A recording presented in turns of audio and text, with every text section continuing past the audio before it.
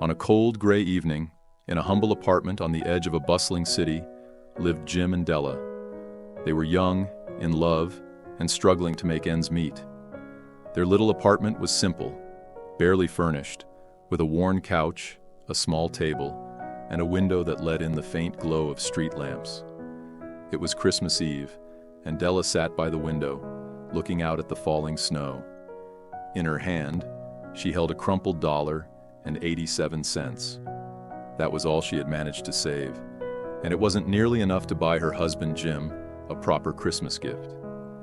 Tears welled up in her eyes as she wondered what she could possibly do. Della stood up abruptly, her heart pounding. She knew what she had to do. Gathering her long, cascading hair, she hurried out into the snow-covered streets, her mind set on one thing. She had to sell her hair. With her cloak wrapped tightly around her, Della made her way to the shop of Madame Sofroni, a woman who bought hair. The bell above the door jingled as she entered the shop. Madame Sofroni glanced up, eyeing Della's hair. "Will you buy my hair?" Della asked, her voice trembling. The woman nodded, inspecting the thick golden strands. $20, she said. Della closed her eyes, breathed in deeply, and nodded. With the $20 clutched tightly in her hand, Della rushed from the shop and began searching for the perfect gift. She wandered from store to store, her heart racing, until finally she found it. A beautiful platinum watch chain. It gleamed in the light, simple yet elegant, and she knew instantly that it was meant for Jim. His beloved pocket watch, his most prized possession, had never had a proper chain. Della bought the chain and hurried home, her heart full of both excitement and nervousness. As the evening darkened and the streets grew quieter, Della waited anxiously for Jim to return. She had curled her short hair as best as she could, trying to look presentable. When Jim finally walked through the door, he stopped, frozen in the doorway, staring at Della. His eyes were filled with an expression she couldn't quite understand.